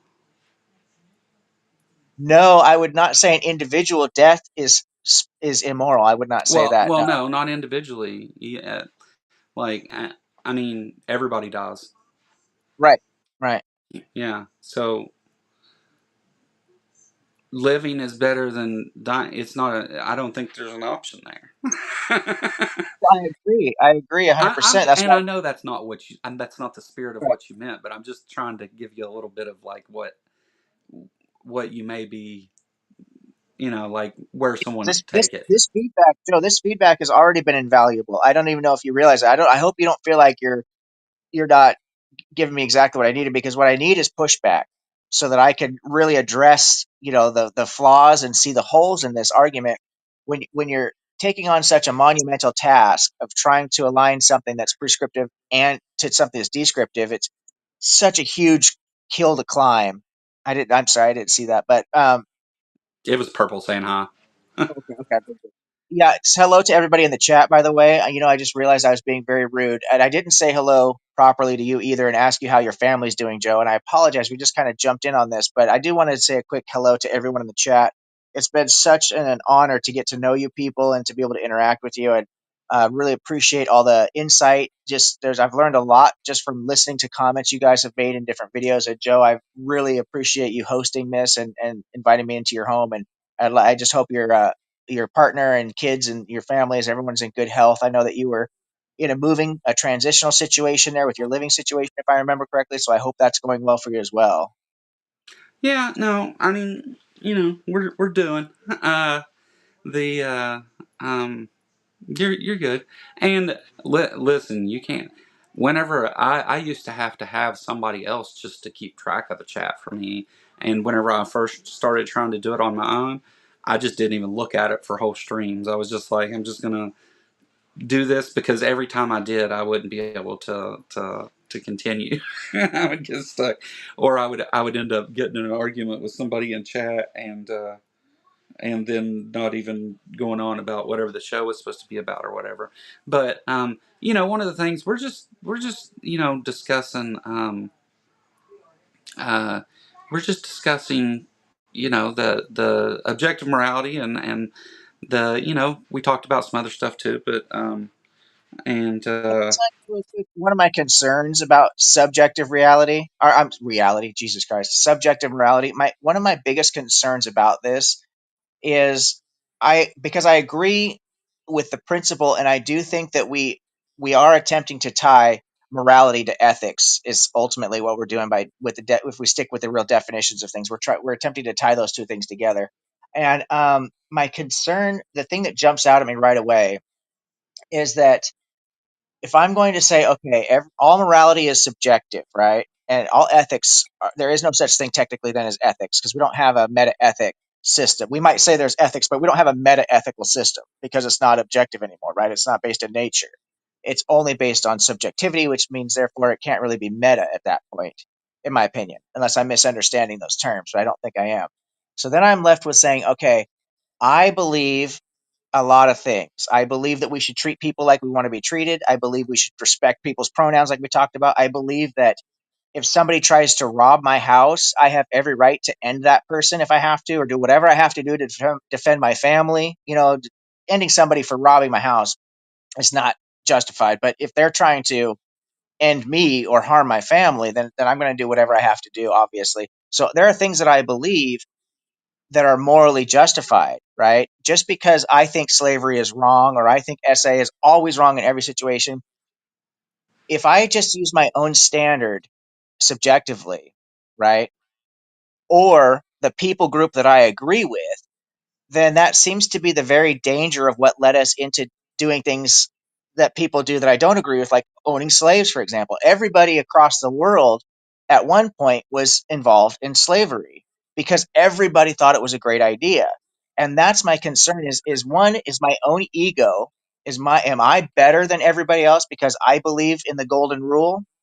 Does that make me, and I hate to, whenever I catch myself thinking about something that's so arrogant, to think that I might have a better way than somebody else, that should cause me to pause, because if I don't, then I'm not being humble, and if I'm not willing to be humble, then I end up um, justifying or being convicted of something, or convinced of something, I should say, that may not even be true. And so those are the dangers that I see coming from this subjectivity. If there's no meta system, there's no objective system that exists in nature, that serves an actual purpose outside of myself and my own desires and my own intuition, I see that as being very dangerous. Yeah. They said except perhaps the enslaved people. You said that everybody thought it was a great idea. Um, yeah. So, Thank you for correcting me there. well, I think the issue that for example, slavery with biblical morality, um, they're going to tell you that the Bible doesn't promote slavery. And there's a couple different apologetics that are used for that, but they're going to tell you that it doesn't, because here's the thing: while, like, take slavery in the United States for example, the chattel slavery of the United States was, first, Christians used the Bible to promote and defend the act of slavery, and then whenever during the abolitionist era, then many Christians used the Bible to say why slavery was bad. Uh, and so and that's really the problem with the biblical morality thing is whenever we talk about that as a moral question, um, Christian, the Bible has been used, uh, and you know it's the problem with the Bible, really, right? Because you can use it to defend both of those positions, depending on what part of it you're looking at, right? Which is sounds a lot like a subjective thing to me, but for the Bible, the uh, I don't know. It's really it's I usually find myself whenever I'm having the morality conversation, it's usually with atheists, and biblical morality, as you said, uh, I wouldn't be. See, I feel like you're still kind of stuck in this place where you're trying to defend an objective morality through naturalism, when that's not the question. The question is biblical morality a thing, and you're against that. So um, maybe think on that for a little bit, because not I that agree those with other you. things aren't valuable to the conversation. They are. I mean, No, I I'm not. agree with you. I agree with you 100%, and that's why what you said at the beginning of this conversation was so relevant, because that's why I wanted to hammer down on a affirmative versus negative proposition. So the debate is specifically about biblical morality and society specifically. The only reason I want to try and come up with a sound argument is because during the cross examination, or during, there may come up a point to where an alternative, well, what's the alternative, kind of like his stupid what's a woman thing. If you don't even know what a woman is, how can you tell me what's morally, you know what I mean? That's kind of whole stupid thing. So I want to have prepared responses that aren't going to end up hurting my debate position, which ultimately is about biblical morality, because I am well qualified, and I'm not trying to sound arrogant here, but I am well qualified to debunk biblical morality. Frankly, Yeah. a competent 8-year-old could do it, so it's not Well, like um, it's that hard. my But I my know the my Bible position, so the way well. I would do that is I would say, okay, tell me a biblical moral. Give me any biblical moral, huh? And they're going to say probably murder is the one they're going to use. Um, and I'll say, so you believe in a God as the one doing this, right? As saying this is what's moral. God created this, the biblical morality. Um, so if there's any example of that God not following his own moral standards, or telling man that they ought to not follow those moral standards that were put forward, if there's any example of that, then this, you would agree that this isn't a objective moral code. Um, and then let them pick one, because again, anything that the Bible lays out as moral, it doubles back on and has God commanding the people to do that exact thing almost immediately in every case. But Which is ironic, is how quickly, usually within a 2 chapters, you're going to find it, yeah, the exact opposite yeah, situation. No, I and approached the special and pleading. also whenever we talk about an objective moral code and things, what what exactly are we talking about? Yeah, we talked about objective morality as being um, independent of anyone's personal feelings, beliefs, or cultural context. But if it's an objective moral code, does it apply? Like, is this just humans we're talking about? Is it because are we including all life? Because I think there's immoral acts that you could probably commit towards animals, right? And that there's there's there's even immoral acts that occur in the animal kingdom. So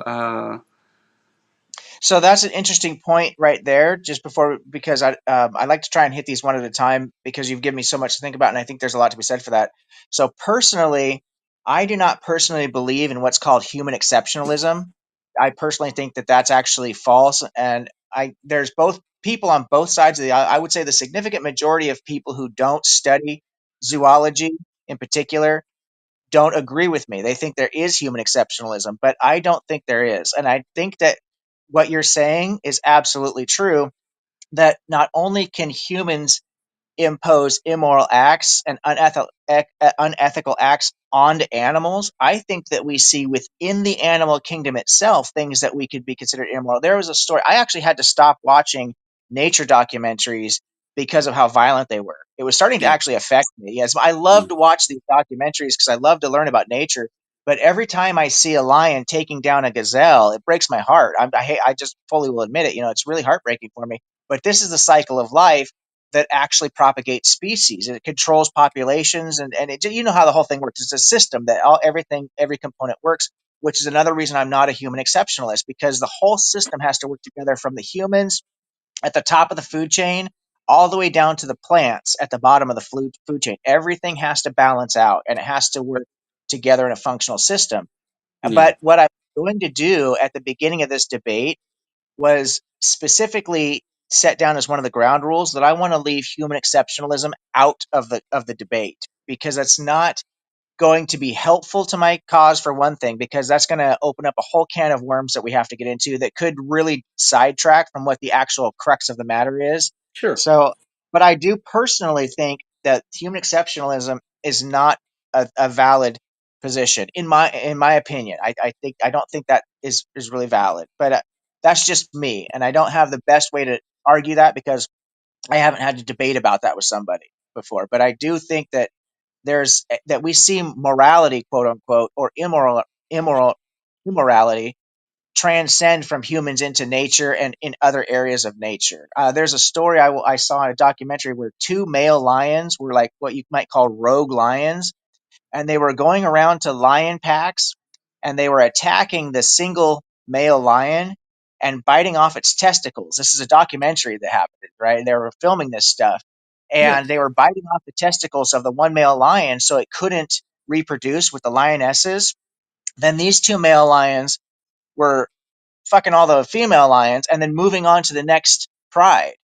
And it was really highly, what we would consider highly immoral, this kind of behavior, because they weren't doing what a male lion typically does, which is stay to protect the pride. So even though they were passing their genes on to all these lionesses, those lionesses didn't have a male lion to protect them. You know what I'm saying? So it really messes up with the whole ecosystem at that point for in that particular region. And so we look at examples like this, and it really does strike me as being immoral behavior. We see this sometimes in chimpanzees when they will attack monkeys, and they will do terribly violent things to them. Just different examples of well, this stuff. I think the chimpanzee example is valid. So the thing with the thing you have to ask yourself with animals though is like, is this is there a survival reason, a biological reason that these things are going on? And with the lion thing, I don't know. I don't know on that. But chimpanzees will like attack each other for social standing and things like that, like not for food, not for, like they have a reason, and that reason is what makes it immoral. So I don't know if you would, and I'm not sure about this, if you would be required to be able to achieve some sort of critical thinking and have a right from wrong, like be able to tell right from wrong to call it a moral thing. But the fact that the violence bothers you from it isn't, like that's, you're just bothered by the violence. That's not like, it's not because the violence is immoral. It's if whether the violence is instinct or moral or not, you're bothered by it. So it doesn't, that's irrelevant. But I think that, yeah, like you'll see though in intelligent species that, or in species capable of empathy, uh, you'll see that stealing and killing for no reason, and or for social reasons. There's there's a decision making process that goes on, and are they capable of making those decisions or not? Like I don't know on all animals, and I don't know that science really knows exactly, but it's an interesting question. I do, but that's just like whenever you start talking about these things are objective, because when you say something's objectively true, it's true in all, no matter what anyone or anything thinks about it, right? Like it would have to apply also to that. So I don't know, but uh, back to the other thing though, the biblical question of it. Like I don't think that so whenever all you would have to, because again the question isn't which one's best, it's is biblical morality Right. Right. sound, right? Exactly. So Right. um once once you're able to go and debunk a couple of those things that they're going to say are biblical morals, that are objective morals from God, then I think once, even if you break one of those, then it's like, well, is it not? Why is it not? How do you explain this thing that doesn't fit within the position that you're taking? And if we're going to leave that one out, then let's pick another one and another one. And I don't think they ever achieve it at any point. And I think that the the theist argument for objective morality based on the Bible is really just subjective morality. They just don't know what the hell they're talking about. The they seem to think that if God says it, that suddenly makes it um, objective, and it's like, okay, well, God is the rule giver and all that other stuff and all those things, but also God makes mistakes on morality in the very first book of the Bible, where He regrets killing everybody with the flood. An all-knowing being knew the outcome and chose to do it anyway, and then says they regret it, which kind of is contradictory to an all-knowing being, but whatever. I mean, the fact of the matter is that even for God, God displays a subjective moral code in the very first book of the Bible and throughout it. Again, with as soon as this God is saying, "Thou shalt not murder," now go murder everybody around you. Um, Obviously, there was an exception to that, and God was like, "Well, it doesn't. If God's all good," which is one of the other claims, then that good God is commanding people to do something that's immoral. It's a contradiction again. So either that morality is subjective, and it is up to the, in that case, the thoughts of a God. But if you know if me, without the permission of God, if I said, well, those people are sacrificing kids, I think I should kill every man, woman, child, and animal and take all their stuff. That's what God did in the Bible. Um, so I think that the argument, I think that they never hit a objective morality by the definition of the word objective, first of all. But on top of that, those events that we're discussing by the God that is all good, and all those things are the actions of a tyrant and a monster. So, uh, Yeah, you're absolutely right. And the problem, and I was able to actually, that's one of the reasons why I won that last debate that I was in so handily, is because, and even Mark Reed, who's really good at debating, as you probably know, yeah, he even put this out in the comment section, is that what I brought up about the problem with calling God's morality objective or biblical morality objective falls apart by the definition that you're talking about of objective. And I talked yeah, about objective from the mind independent stance. However, biblical morality falls apart because technically there's two different definitions of objective. You've got the scientific or biological definition that we're talking about, which is mind independent. The other definition of objective is true in all cases, which is a philosophical position. yeah, right, But you cannot hide behind that as a theist because it's, first of all, it is mind dependent. It's dependent on the mind of God. And I know the Bible verses that I can quote that says God has a mind.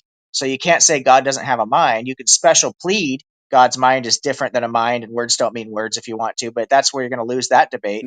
The other words thing don't is mean words. Yeah, the other thing is it's not true in all cases because as what you just mentioned, they say don't do this, and then two chapters later, God's telling everybody to go ahead and do it. So, right, but the other right. So it fails both of those, right? exactly, it fills both And criteria. here's you know, you said that I'm good at debating or whatever. I appreciate it. I don't think that I really am. I very rarely really even try. It's just I just say whatever's, like, there's been a couple I've prepared for and stuff, but I think I actually do better not preparing for things, which is, I know, a stupid thing, but I'm not saying it's better that I don't prepare, but like, if I just, I think not that it's better, but it comes off smoother. We'll put it that way. But sometimes I'm wrong, and I'm okay with that though. Tell me I'm wrong. I don't care. Um, let's figure out why I'm wrong so I can stop being wrong is kind of my position on that. But um, you know, Mark Reed though I think is excellent at debates. I think Mark Reed is excellent at debates. I've seen Ember, who I don't know if Ember's still here or not, but she has done some amazing debates as well. Oh, I Uh, didn't know that. and uh, I haven't seen Ember to a debate in a long, long time though. But the I just and I've only done a few debates. I just, like, I would prefer not even to like engage in debates, honestly. I would rather just have someone sit down and let's talk about the subject like we're doing here, because we don't agree on every aspect of it, and that's okay. We're talking about it, and I'm taking a little of what you're saying and applying it to my idea of this thing. And I'm Schrodinger's audience, yeah. Uh, and you're, obviously you're taking some of what I'm talking about and seeing how it applies to your position, and that's how we both grow from the conversation. When we have a debate, and for the most part debates, obviously, like you said, we're not going in trying to convince the person of, that they're wrong. They obviously came into it thinking they're right, but to have the conversation again, they may pick up some things on it, but really the people that benefit from that the most are the people who are listening to it or watching it, right? um, Mhm. so I don't, I mean, and just like I told you about earlier, like things that are outside, like if we're going to agree that it's a debate or that we're talking about this subject, things that are outside of that are irrelevant. But it depends on the conversation we're having. Had we been having an organized debate today, whenever we went down another road, I'd have been like, yeah, we're not talking about that. That's irrelevant to this. Let's move on or stop, one of the two. Like, either way, this conversation's over. So it just it for me, though, I'm better at the let's just talk about it and think our way through it and whatever. And I get things wrong all the time, though, but it's okay. It's not a big deal. And as far as winning or losing a debate, I don't really know that they're measured that way by anybody, because I've debated Kent twice now, twice. Yeah, twice, and it seems like 5 or 6 times. Jesus, but the I, I debated Kent twice, and especially in the second one, I think that Kent really like just didn't have anything to say. Like he I was purposely trying to see if what I thought would work to throw him off his script is part of that. But um all of Kent's followers will say he won that 100%, that I'm a stupid atheist and whatever, like, like, and all the people that came and watched me on my side will say that I won that and whatever. And I don't think it really matters. I don't think You it's. know, for a fact that what the theists and the Christians in the chat are saying. Well, if we came from monkeys, how come they're still monkeys? Oh, I know. I know. Yeah. If there's intelligence, why are you still here? That's like. But, um uh the I know that, and that's also why, like, um I would rather have talk to people, like, let's talk about evolution in a conversation, because people that say stuff like that in debate, like, well, I mean, again, Kent told me that, like, we were having a talk about science, and he's like brought up the Loch Ness monster and shit. So, like, it's just, and if you can't see it, it's not science and stuff like. I mean, it's just on YouTube. The debate thing is kind of it's not really a debate. It's while it somewhat holds to a debate format. Some of them are really good, but for the most part, it's just about my group agrees with me and your group agrees with you, no matter what we're going to say. Now, I will say this though, from the atheist perspective, whereas with Kent, he could say things like the Loch Ness monster, and not a single person from his following is going to hold him, hold his feet to the fire about anything that he says. Whereas it's quite the opposite within the atheist community. If I get things wrong, whenever I have a debate, I always get messages from several people who are like, "Yeah, I noticed this," and they'll give me the information and say, "Well, maybe you need to look at this," and I do. But I want that. Like, Right. Kent doesn't want that. So we both get what we want on that aspect, I guess. But it's just we want opposite things. Indoctrination doesn't want you to ask questions, and doesn't want to be ridiculed or criticized in any way. Whereas, just like you came here, like, let's talk about my debate and criticize it for me and tell me what you think, what I got right and wrong, and all those things and stuff.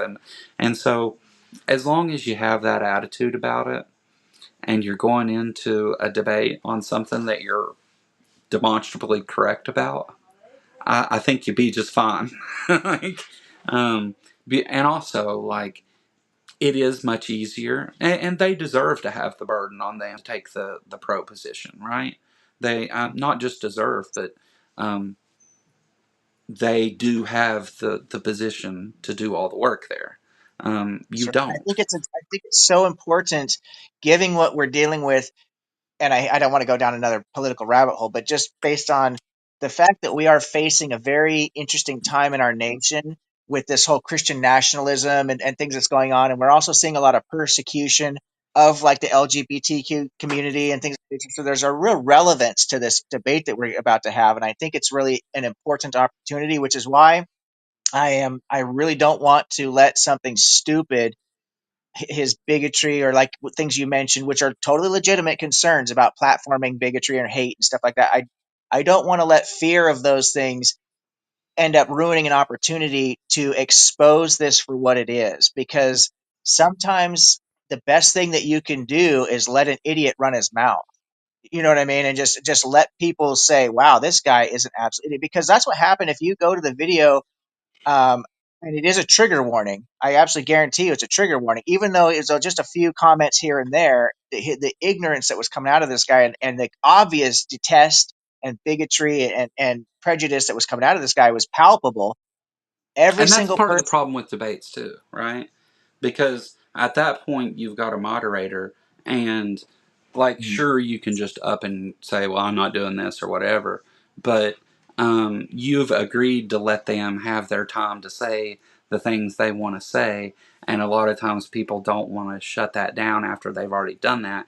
So in an actual debate, now you've got 10 minutes to speak. Are we going to hear, am I going to interrupt your introduction, to go ahead and cancel this whole thing because you're talking about something else, or are you going to get to some point or whatever? And they know that. That's why they want to do debates and not have conversations, is because they use it to shoehorn in, whether it's, even if it's not some kind of bigotry or something, which it often is, but whatever biblical thing or belief they have, whatever's important to them, which is another problem with morality, but objective morality anyway. But um, the because not only would those things have to not be up to question, but there would be some sort of prioritization of them. Not no because we agree that um, two different examples of immoral behavior may not be equal, right? Immoral isn't the same, like the immorality of like calling someone stupid, which you probably shouldn't do, isn't the same as the immorality of going and killing someone, right? Like, not the same thing. But again, with biblical morality, it would have you think that all those things are equal. Uh, Right. and That's a great point. That's a Yeah, great point, actually. I need to remember that because that is a very valid point, is that biblical morality doesn't parse out. And this is another reason that it's such an easy debate and something that I've never heard anybody else bring up, because I'm sure everyone in this chat and yourself, we've listened to or been involved in this morality conversation hundreds of times.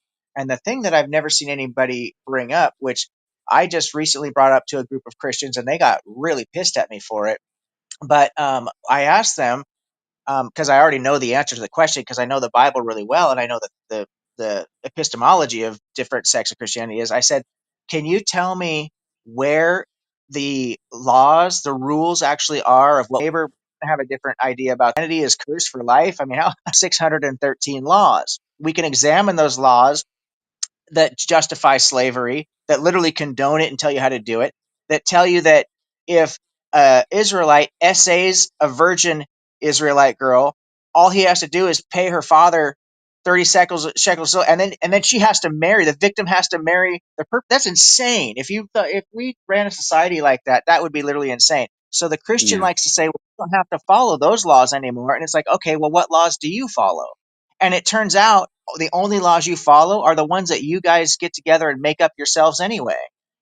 right. And I always follow that with the line of, this shows you that we have we have been able to form morals, in spite of the Bible, not because of it, right?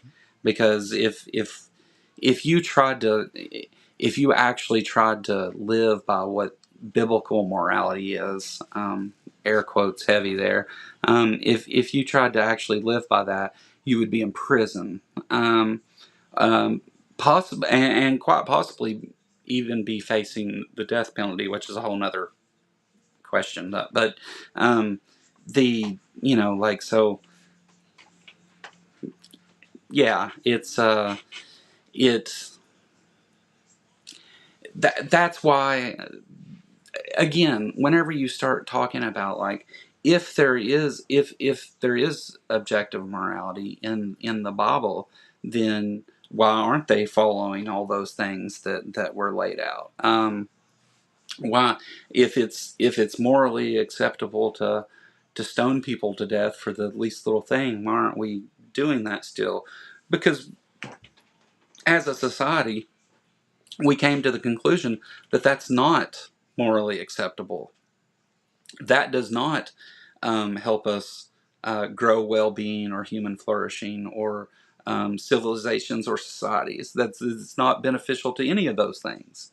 So we we altered a lot of those things in spite of what the Bible says, not because of it.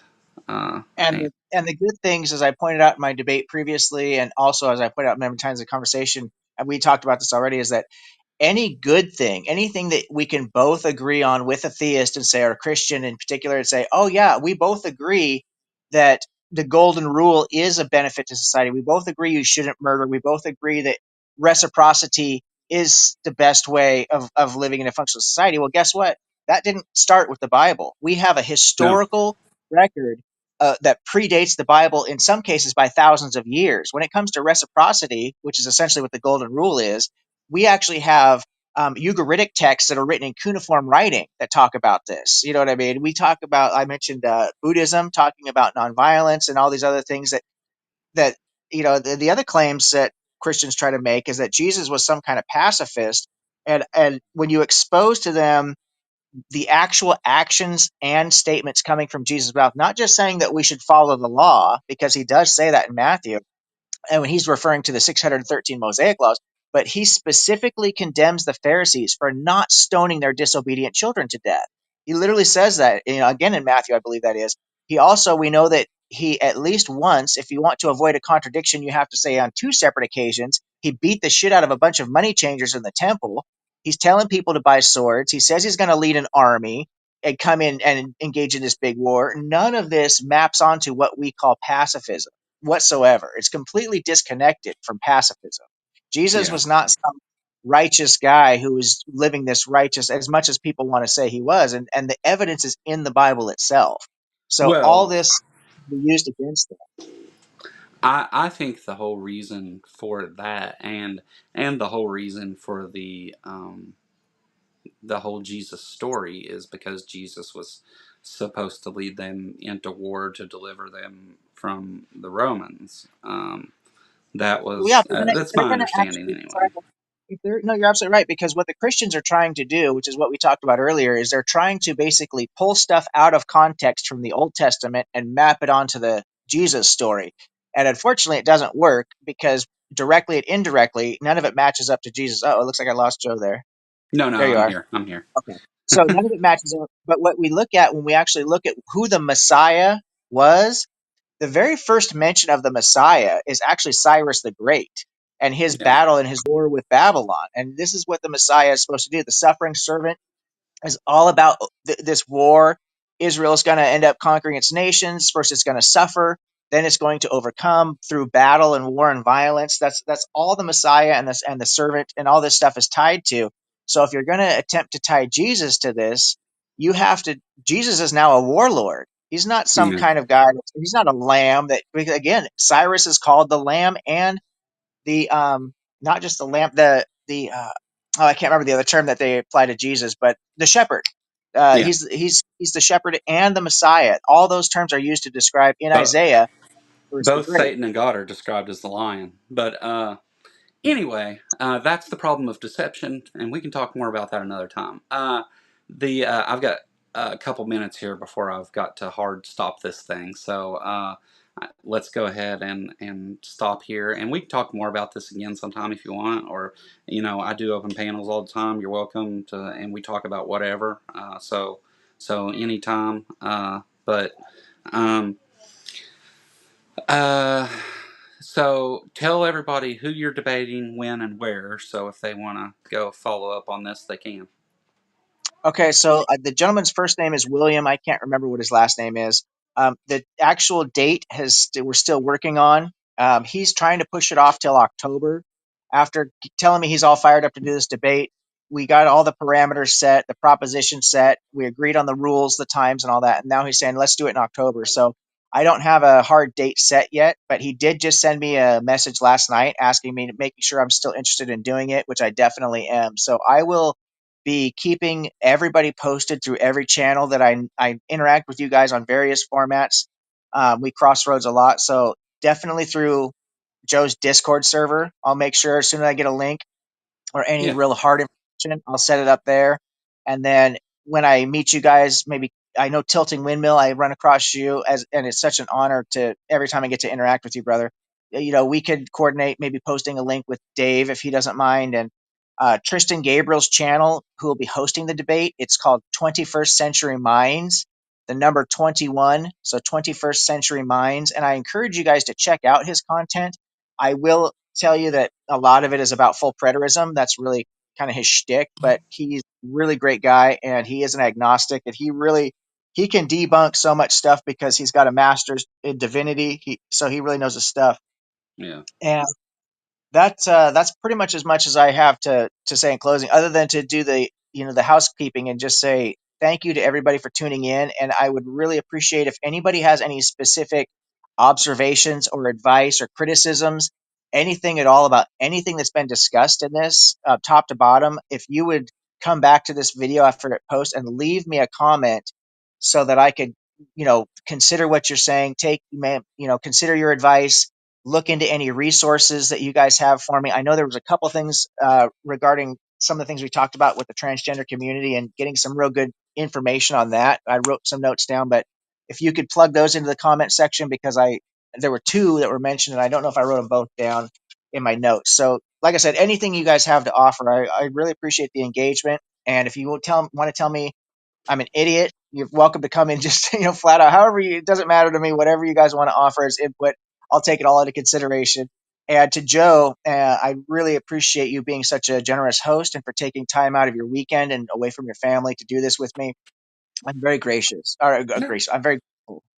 no, I think it was a great conversation, and we both took something away from it, so it was successful too. Um, with that though, I don't think Dave's coming on tonight. I don't imagine so. There was a post yesterday, and this is public, is the only reason I'm sharing it. But Dave went to the doctor, and they found a tumor on his brainstem, and they had to do emergency surgery to remove it. And he has had surgery and seems to be doing just fine now. Is doing well and everything, but I seriously doubt there will be a Saturday night at the Atheists not, unless someone else hosts it. I don't. Dave may do it. I don't know. I don't know exactly what his condition is. I just heard that he's doing very well now, and so there's that. So maybe everybody go tell Dave, how you doing, and wish him well or whatever. But was worried about Dave there for a minute. That's one of me and Dave are pretty close. So Dave's been a guest on here more than any other person, and was one of the first guests on here. Dave and Ember actually, but yeah. So hope Dave makes a full recovery and gets back to doing what he does.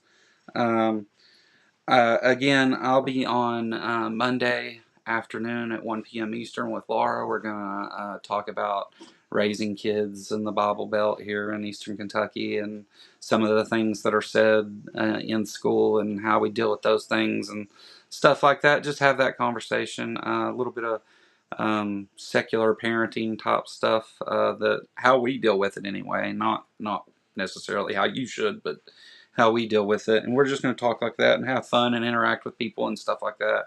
So Laura will be back on Monday with me to talk about those things. Everybody seemed to enjoy getting to meet her last week, so hopefully you'll come back and watch that tomorrow, or Monday rather.